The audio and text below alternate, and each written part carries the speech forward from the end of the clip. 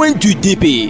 Coin du DP, un canal pour les directeurs de publication de se prononcer sur l'actualité socio-économique, culturelle, sportive et autres, sans oublier la une des journaux. Donc quand je sais que je prends un billet et qu'en amont, on me le refusera, je suis obligé de le refuser sur place. Cela en vaut pour les pièces. Donc il faut que le ministère des commerçants essaye de passer à une campagne de sensibilisation. On diminue le prix et on laisse chaque conducteur de s'attendre, ce qui fait qu'aujourd'hui il y a des problèmes entre les chauffeurs et les passagers. Chauffeur, je vais à Goué, mais pardon, je n'ai que 300 francs. Le chauffeur sert la mine. Pour ma part, l'une des grandes menaces qui pèsent sur nos pays, c'est celle du foncier. Et si ce problème n'est pas vite résolu, il pourra un jour nous sauter et provoquer de graves conséquences dans notre pays, surtout à Lomé. Pourquoi c'est maintenant qu'on a dépoussiéré cela pour prendre un décret autour? C'est pas passant cette situation dormante de l'opposition après les dernières élections présidentielles. Ford ne va pas se tirer des balles dans les pattes. Si l'opposition dort, c'est tant mieux pour lui. Je vois par endroits les gens faire de la propriété de façon spontanée, mais je voudrais dire que ce n'est pas suffisant. Par rapport à Lomé, où les gens viendront spécialement, il faut que tous les quartiers de Lomé soient mis au propre. Le Jassement a aussi pour ce point. À voir de très près, on dirait que c'est contre la moralité. Cette opération de passe-passe où Blaise Compaoré devient ivoirien,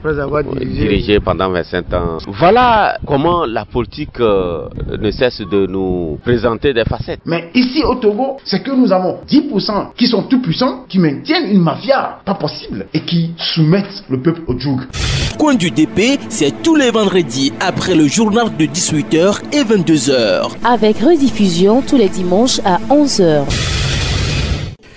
Merci à René Améouta pour la revue de presse. Place à la seconde partie réservée à l'invité du jour qui n'est autre que Credo Tété, directeur de publication du journal Le Médium. Credo Tété, bonjour. Bonjour. Les universités sociales du Togo se tiennent cette semaine à Lomé. Elles ont pour objectif la décentralisation réussie, efficace et efficiente, comprise et appréciée ou approuvée par les Togolais. Réaction ?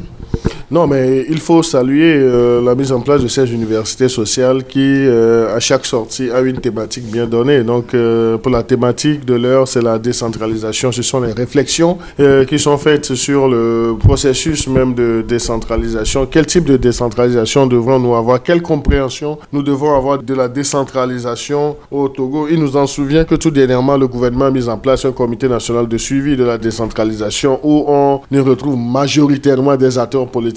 Si les acteurs de la société civile qui se sont regroupés au niveau des UST planchent également sur la question, donc c'est une bonne chose parce que, il faut le dire, les politiques ont démissionné dans ce processus de décentralisation depuis plus de 30 ans où on avait connu les dernières élections locales. Donc c'est dire que beaucoup plus pour les politiques, c'est le perchoir, c'est le fauteuil présidentiel, c'est la place à l'Assemblée nationale, mais les politiques, surtout ceux de l'opposition, n'ont pas fait assez de combats pour qu'on ait atteint ces élections locales. Donc si la réflexion est poussée au niveau des universités sociales du Togo, on ne peut que saluer cela et encourager tous les acteurs de la société civile qui se retrouvent dans les UST à privilégier le bien, l'intérêt des populations, que les UST ne soient pas assimilés à un tremplin politique. Et je crois que cette décentralisation est liée donc aux élections locales. Aujourd'hui, on se demande si c'est ça qui entraîne des troubles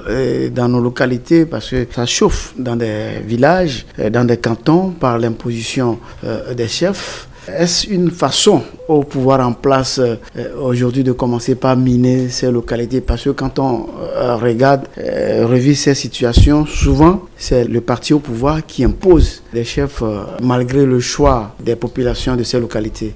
Non, je crois que je n'ai pas des éléments pour apprécier quoi que ce soit pour dire que le gouvernement, le pouvoir central est en train de miner la base. Non, on ne va pas faire des procès. Parce qu'il y a les noms des ministres qui reviennent à tout moment dans des localités. Non, les noms des ministres dont tu veux me parler du ministre de l'administration territoriale, ça c'est son job, M. Payadoua Boupessi. Donc c'est lui qui est appelé à régler les problèmes de la chefferie. Donc c'est pourquoi il s'y investit. Mais comment il s'y investit, ça c'est un autre cas. Donc ça c'est un autre problème.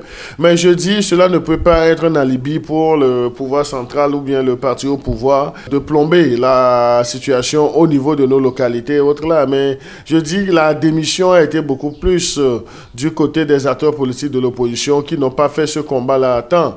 Donc c'est pourquoi nous saluons, disons, le dynamisme des universités sociales du Togo dans cette question de décentralisation. Donc ça va toucher à tout parce que si la décentralisation est matérialisée, donc le pouvoir central aura des délocalisations et que toutes les décisions ne viendraient plus de Lomé. Mais certes, il doit y avoir des concertations. Mais les élus locaux auront les mains libres pour diriger, disons, leur petite cité. Donc ça, c'est le bien des élections locales et autres là. Mais moi, je crois qu'il y a un travail à faire, un travail même d'éveil de conscience, un travail de sensibilisation que les acteurs de la société civile doivent faire. Parce qu'il ne faut pas que les politiques prennent en otage assez longtemps cette question de décentralisation. Mais Credo, vous étiez ici en février, je crois, le 7 février, quand il y avait seulement certaines zones qui étaient perturbées par l'imposition de ces chefs. Mais de nos jours, les foyers de tension se multiplient. Concrètement, quelle doit être la réaction du pouvoir en place? Parce que c'est comme si on néglige un peu le vouloir des populations de nos cantons. Oui, mais je crois que la première réaction du pouvoir en place, c'est de chercher à comprendre le problème qui se pose dans nos localités, surtout les problèmes de chefferie, à écouter toutes les parties et à faire la médiation nécessaire en vue d'avoir un chef canton ou un chef de village qui soit accepté par les autochtones tout d'abord. Donc ça doit être pour la cohésion nationale, pour ne pas dire pour la cohésion locale. Donc il faut que le chef ait l'assentiment de ses administrés. Qu'on n'impose pas un chef dans une localité donnée. Donc nous voyons avec ce qui se passe en territoire Thème avec les gens de Lamatessi, donc ce n'est pas une bonne vision de la chose, ce n'est pas une bonne lecture et on ne va pas souhaiter cela dans nos localités, mais il ne faudrait pas insinuer que c'est le pouvoir en place qui serait exclusivement à la base de ça. Aujourd'hui, c'est notre tâche qui va être un peu compliquée pour le H-Kroun qui milite déjà à une réconciliation. Non, je crois que le H-Kroun a encore du pain sur la planche. Le H-Kroun joue sa partition. Donc, il faut leur féliciter les membres du H-Kroun. Le travail n'est pas aisé. Nous l'appréhendons comme si c'est des formalités, mais il faut creuser, il faut écouter toutes les parties. C'est vrai, s'il y a encore des problèmes de chefferie, sûrement que les gens vont saisir le H-Kroun. S'ils ne saisissent pas le H-Kroun, donc on va saisir la médiature. Donc, tout compte fait, c'est Mme Awanana qui aura encore du boulot. Donc, je ne pense pas qu'on puisse tabler aujourd'hui pour dire que ça va plomber le travail du H-Kroun. Et le H-Kroun a une période même pour faire ça et ses premières réparations. Et le H-Kroun n'est pas fermé à toutes les sollicitations, à ce que je sache. Oui, Credo, à partir du moment où des exactions continuent, des atrocités continuent, y aura-t-il une autre CVJR dans 50 ans, dans 100 ans? C'est ce que le Togolais se pose comme question. Non, mais moi je crois que la CVJR a laissé place au H-Kroun et il y a la plupart des... Même ce qui se passe aujourd'hui, ça s'est déjà passé. Donc il y a une prise en compte de la question. Donc je crois que c'est au H-Kroun de jouer maintenant sa partition pour essayer de calmer les tensions entre là. Ce qui se passe spécialement au niveau de la chefferie, dans le conflit des Kabiers et puis des Kotokoli. Donc, même à Pagouda. Oui, même à Pagouda. Donc je crois que cela relève beaucoup plus de la responsabilité du ministère de l'administration territoriale à régler le problème là comme cela se doit et le plus rapidement possible. Nous sommes dans Coin du DP, une émission que vous pouvez réécouter sur YouTube en tapant Radio RCJ-Coin du DP, Radio RCJ-Coin du DP. L'invité du jour, Credo Tété, patron du journal Le Médium. La traque du carburant frelaté continue de faire des morts. Il y a même des policiers qui ont été victimes. Mais concrètement, il se cache quoi derrière? Non, je crois que la commercialisation du carburant frelaté est illicite. Donc nous sommes tous d'accord parce qu'il y a des décisions qui interdisent le commerce du carburant frelaté. Si les gens s'y adonnent encore, donc ça, c'est défier l'autorité. Et je crois que l'autorité ne va pas rester les bras croisés. Aujourd'hui, nous sommes dans la seconde phase de l'opération Entonnoir. Nous avions vu la première phase au temps du général Titikpina comme ministre de la Sécurité. Cela n'a pas eu le succès escompté, mais la phase 2 avec le ministre colonel Yak Damhan, donc on sent qu'il y a quelque chose qui est fait sur le terrain et nous voyons même les saisies des milliers de bidons d'essence qui sont reversés aussitôt à l'Office togolais des recettes par son commissariat des douanes. Donc il y a un travail qui est fait aujourd'hui et nous devons saluer ce travail-là. Et saluer ce travail, c'est également sensibiliser les populations, les trafiquants, ceux qui s'adonnent à ce type de commerce pour dire qu'ils ne font pas du bien à eux-mêmes prioritairement, mais ils ne font pas surtout du bien aux populations togolaises parce que c'est exposer les populations en faisant ce type de commerce parce que l'essence, c'est une denrée qui est vraiment, ça peut enflammer à tout moment. Et la dernière fois, même à Côte-d'Ivoire, du Conakry, donc des gens parlaient de la répression de la cellule qui est au niveau du ministère de la Sécurité, de la Protection, qui s'occupe de cette opération. Mais il faut dire que ce qui s'est passé à Côte-d'Ivoire, la dernière fois, n'est pas une répression de plus de la cellule, mais c'est plutôt l'un des trafiquants qui fumait sa cigarette et puis ça a pris feu. Donc voilà un peu les risques. Si on voit même les conditions de conditionnement même de ce carburant frelaté, les trafiquants mettent même des dizaines de bidons de 25 litres dans leur chambre à coucher, à leur salon, alors qu'ils ont des enfants et autres là. Donc ça, c'est prendre tout le risque. Et lorsque ça va commencer par brûler, donc ça ne sera pas uniquement le trafiquant et sa petite famille, ou bien sa chambre, s'il est en location, donc c'est toute la maison. Et c'est tout le voisinage qui est comme ça sacrifié. On doit beaucoup plus encourager les forces de sécurité à mettre fin à ce trafic, à ce commerce illicite de carburant frelaté. Donc, je voudrais présenter tout d'abord mes condoléances aux forces de sécurité, notamment aux agents du ministère de la Sécurité, particulièrement de cette cellule, pour leur dire nous sommes de tout cœur avec eux. Nous n'allons pas nous réjouir parce que c'est un corps habillé qui est décédé, mais dans les 5 qui ont été brûlés, donc il y a déjà 3 décès. Donc, c'est 2 qui ont été rapatriés et donc 2 ont été envoyés à l'étranger pour des soins intensifs. Donc, c'est dire que même si un corps habillé est décédé, nous devons compatir.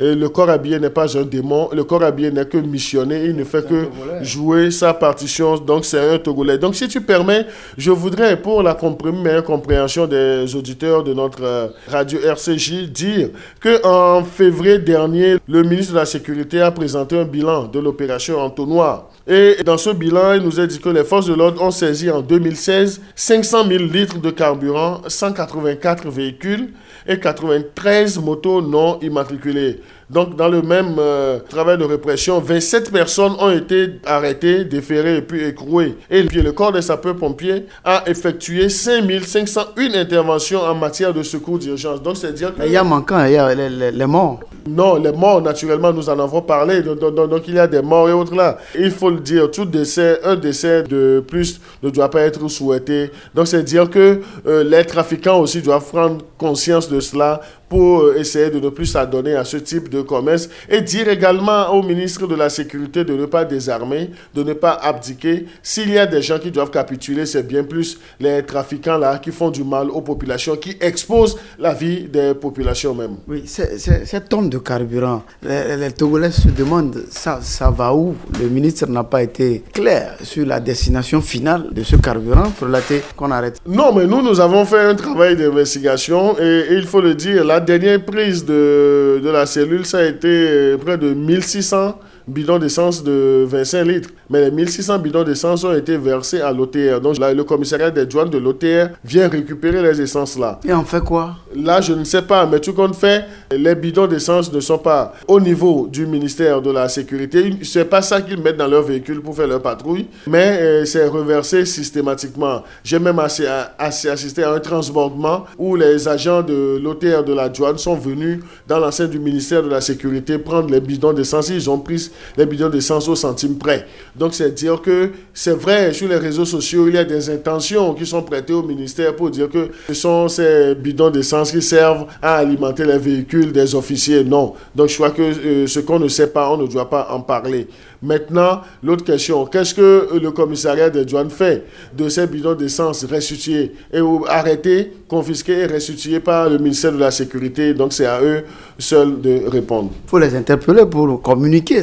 c'est ce en quoi même on les condamne, puisque le Togolais dit qu'ils revendent ça aux stations d'essence d'une autre façon. Non, ce sont des allégations. Moi, je définis le Togolais par rapport à la rumeur. Mais est-ce que le Togolais qui a dit ça, peut-être sur les réseaux sociaux, est-ce qu'il a les preuves matérielles? Si on l'interpelle aujourd'hui, est-ce qu'il a vu le commissariat des douanes de l'OTR revendre cela aux stations d'essence? Donc c'est très important pour que, en tant que journaliste du moins, qu'on fasse des investigations et puis qu'on donne l'information vraie, l'information juste aux populations. Mais il faudrait la voir avant de la donner. C'est ça le problème, Credo. Tu as des bribes d'informations, donc il faut aller sur le terrain, il faut faire l'investigation. Et les personnes qui sont concernées ne sont pas des extraterrestres, donc il faut aller vers ces personnes et c'est ce que nous essayons de faire tous les jours au niveau du journal Le Médium. Voilà. CONIDP, invité du jour, le directeur de publication du journal Le Médium, le foncier au rendez-vous également cette semaine par un forum.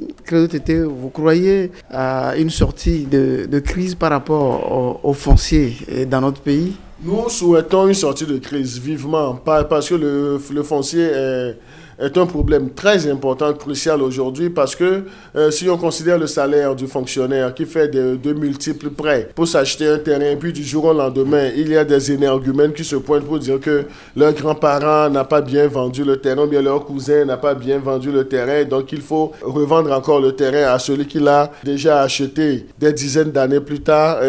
Donc je crois qu'il faut réfléchir à cela, parce que cela questionne même la justice togolaise. Parce que malheureusement, aujourd'hui, donc, ce n'est plus le badigeonnage classique qu'on a, mais quand vous circulez, même dans les alentours de votre radio ici, vous allez voir des inscriptions sur les murs. Donc là, et ces personnes qui foutent le bordel ont derrière eux des juges, des avocats, des huissiers de justice qui se complaisent également dans ce rôle. Donc toute la chaîne judiciaire doit être interrogée, doit être impliquée même dans ce problème foncier. Si vous allez au tribunal de Lomé, rien que pour cela, je pourrais dire que près de 75% des dossiers, c'est le foncier.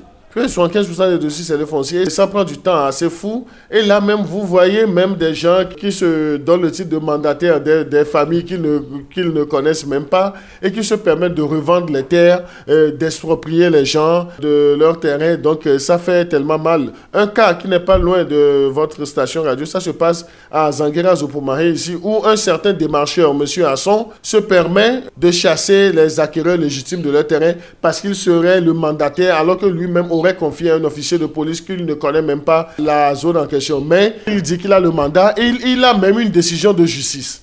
C'est bizarre. C'est bizarre. Donc c'est là où nous interpellons les juges à jouer parfaitement leur partition. Nous ne disons pas que ce sont les juges qui sont corrompus, mais il y a des juges véreux là-dedans qui sont trompés, qui sont abusés, qui rendent des décisions à la va-vite. Ils ne font pas les investigations nécessaires. Et je me dis, et quel pouvoir financier les démarcheurs là ont comme monsieur Hasson là pour foutre le bordel et puis viennent jusqu'à arrêter même les occupants légaux. Donc ils les enferment dans des commissariats pour leur dire de compléter les prix et autres là. Donc ça, c'est des situations assez tristes que nous devons déplorer au jour le jour. Et vous êtes sûr qu'on pourra retirer des terrains aux barons aujourd'hui? Quoi qu'on dise, c'est eux qui ont pris en compte tout un quartier, tout un village. Vous avez retrouvé quelqu'un avec 60 hectares.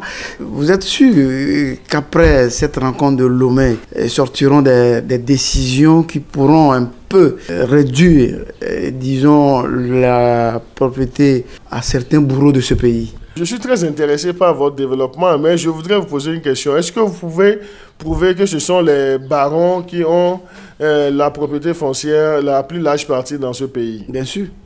Est-ce que vous avez la preuve matérielle? Donc là, on peut supposer, du moment où eux, ils ont encore... On a un document où après moins peu, plus de 50 hectares, ça appartient à quelqu'un de baron de ce pays. Mais est-ce que la personne a exproprié les gens ou bien la personne a acquis les terrains de façon légale? Même s'il a acquis de façon légale, c'est trop.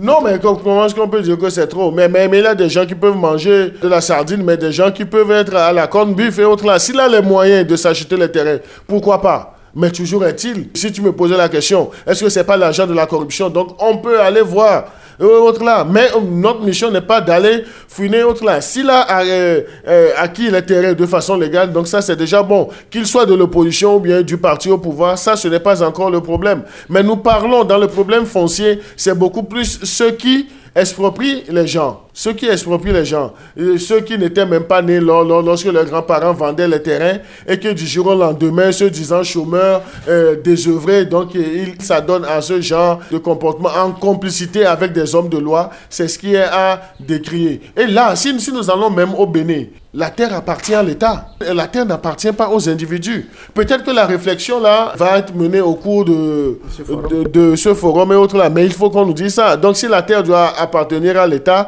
comme la base est faussée, donc c'est que l'État doit acheter les terrains pour mieux les revendre. Et là, il n'y aura plus de problème. Mais tôt ou tard, les 50 hectares ou les 60, 80, 100 hectares plus loin de la capitale, tôt ou tard, les petits enfants vont agir de la même sorte comme ce qui se passe à Lomé. C'est ce qu'il faut prévoir déjà. Non, je crois qu'il n'est même pas question de prévision. On ne doit pas encourager ce genre de choses-là. Je serais d'accord avec vous si vous me disiez que celui qui a acquis, par exemple, 50 hectares ne l'a pas fait dans les règles de l'art. Donc là, on peut lui dire d'aller chez la collectivité régler cela comme cela se doit. Mais dans le cas d'espèce, et ce que nous avons vérifié, c'est que le terrain a été acheté légalement, même si le nombre d'hectares est assez exorbitant, c'est qu'il a les moyens de sa politique, justement pour l'instant. Donc on ne peut pas lui en vouloir. On ne peut pas lui en vouloir. Aujourd'hui, toi et moi, nous pouvons acheter des vélos, mais il y a d'autres personnes qui peuvent aller en voiture en même temps. Donc, on ne peut pas accuser les gens d'avoir acheté des terrains. Mais est-ce que cela a été fait légalement? Ça, c'est la grande interrogation. Si la légalité n'y est pas, donc on peut essayer de fouiner et puis de dire que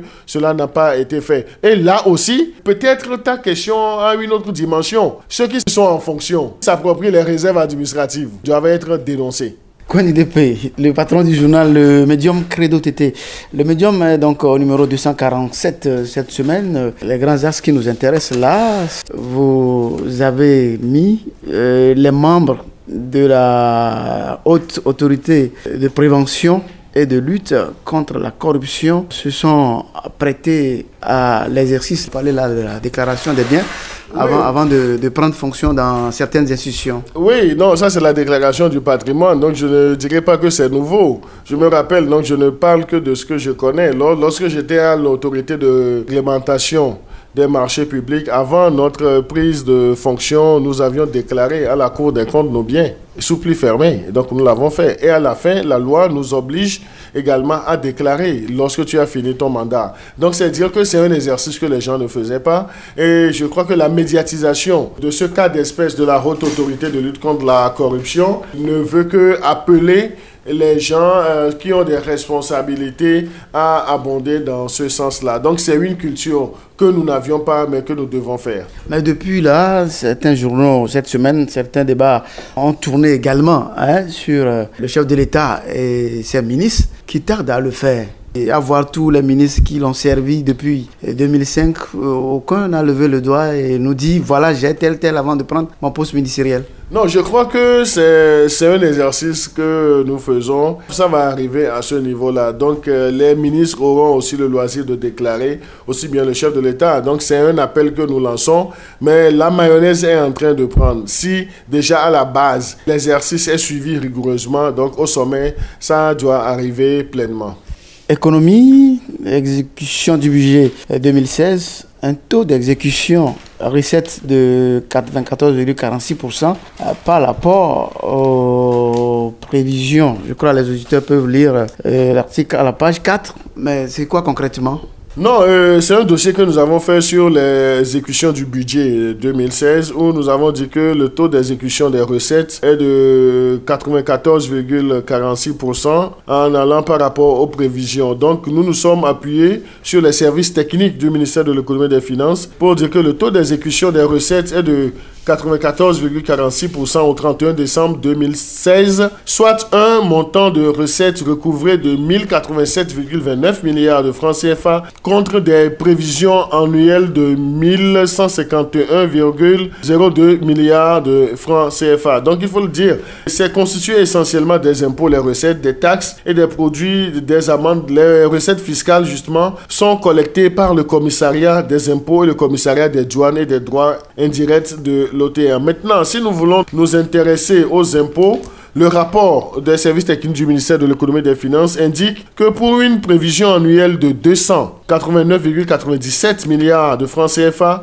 les réalisations au 31 décembre 2016 s'élèvent à 298,82 milliards de francs CFA, soit un taux de réalisation de 103,5%. Maintenant, si nous voulons parler des taxes qui sont prévus pour 284,11 milliards de francs CFA, qui ont été recouvrés à hauteur de 269,42 milliards de francs CFA. Et ça ressort ainsi un taux de recouvrement de 94,83% précisément. Donc voilà un peu, nous avons exploité les chiffres du ministère de l'économie et des finances pour informer les gens sur l'exécution d'un budget général. Voilà. Dernière parution, faites cas à l'incivisme qui devient une échelle de valeur pour certains esprits nés, avec une photo du colonel Biark.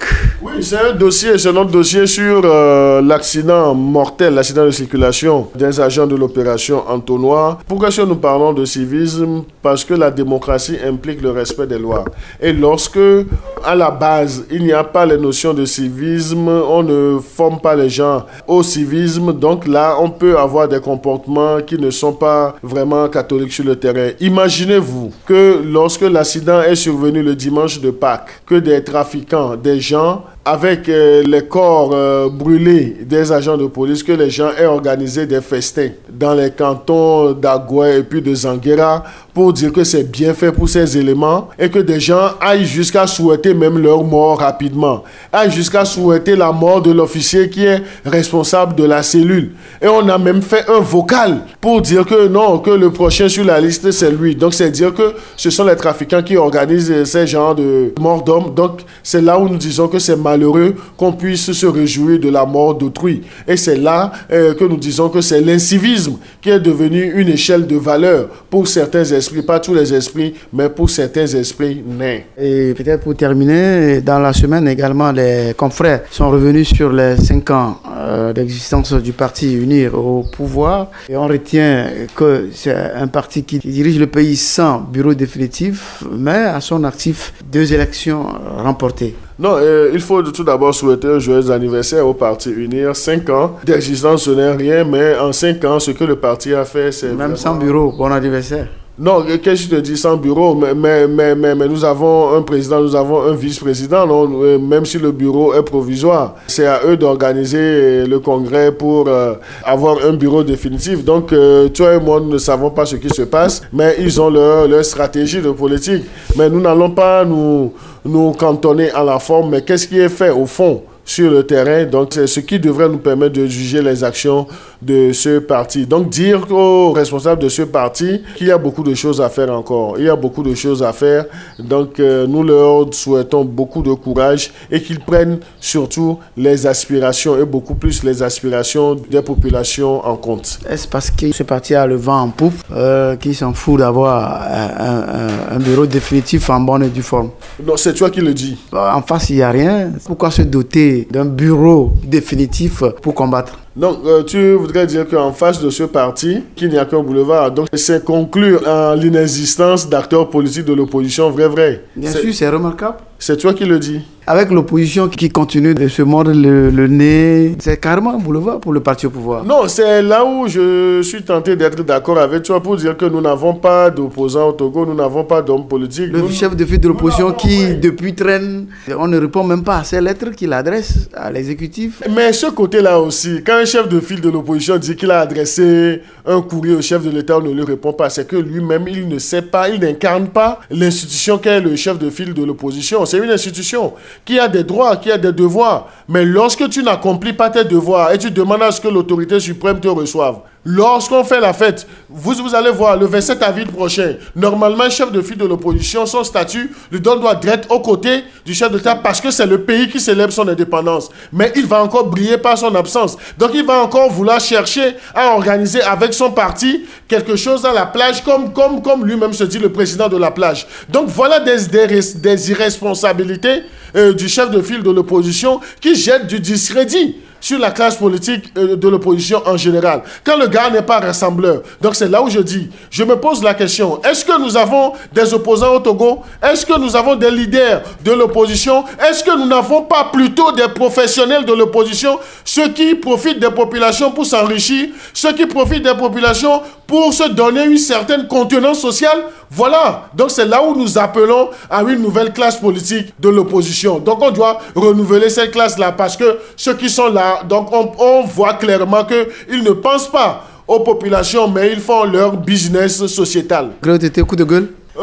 Un coup de gueule, donc c'est contre les trafiquants du carburant frelaté pour leur dire ce qu'ils sont en train de faire. Ils ne font pas du mal à l'autorité, mais ils font du mal aux populations, à leurs concitoyens. Donc de cesser ce genre de commerce, ce genre de trafic. Coup de cœur.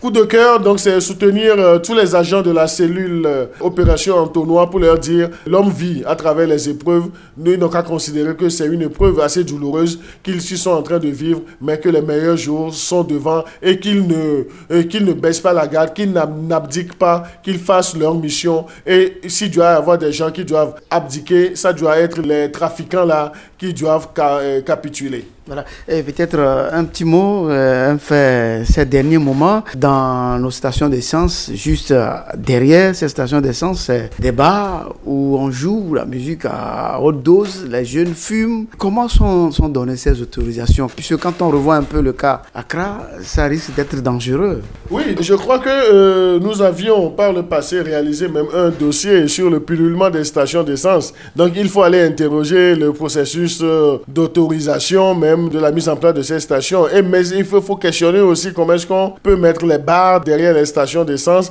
Tout cela, ça aboutit à la pollution sonore et la pollution de l'environnement aussi. Donc, il y a du travail qui doit être fait aussi. Mais nous avons fait le constat, même si le Togolais souffre, il boit.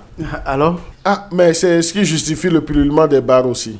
Et vous risquez que la brasserie vous traduise en justice, hein? Non, la brasserie est dans son rôle. La brasserie vend son produit. Mais avant que le produit circule, donc c'est qu'il doit y avoir des consommateurs. Et les consommateurs, c'est le Togo. Ce sont les populations togolaises qui consomment. Donc on ne va pas leur interdire de consommer. Il y a des gens qui consomment la bière, d'autres de la sucrerie. Donc les bars aussi. Donc je crois que ça participe à la vie de la cité. Curiosité, vous venez de toucher du doigt. Car quand on augmente sur le carburant, on crie.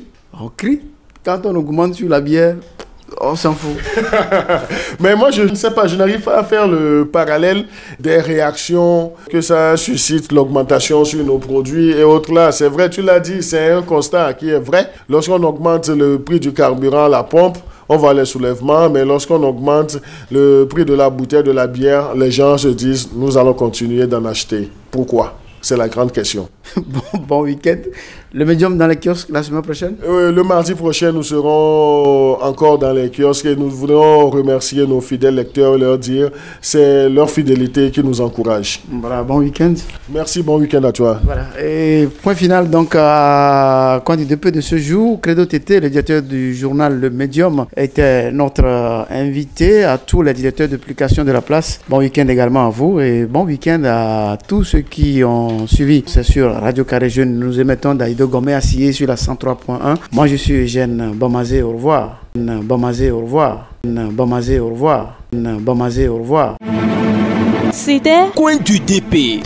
Coin du DP, un canal pour les directeurs de publication de se prononcer sur l'actualité socio-économique, culturelle, sportive et autres, sans oublier la une des journaux. Je pense que c'est des gamineries qu'ils doivent arrêter et que lorsqu'on leur offre un cadre de discussion, ils doivent saisir l'occasion pour aller exprimer leurs idées. Qu'on demande à ceux qui ont mis leur main dans l'argent du pays, qu'ils remboursent. Si tous ceux qui ont volé le pays là, cette minorité a donc parlé chaque fois le chef de l'État, si on arrive à faire en sorte que cette minorité et tous ceux qui continuent de piller ce pays à rembourser l'argent qu'ils ont pillé, qu'on n'aura plus à emprunter chaque jour de l'argent. Pour le moment, faisons un pas, la limitation du mandat et le mot de scrutin. Et vous ne pas savoir, ce qui a encore braqué les gens, c'est la sortie de Maganawe Florent qui a dit que l'APG est déjà caduque. Bonne opportunité offerte une fois encore à l'Afrique.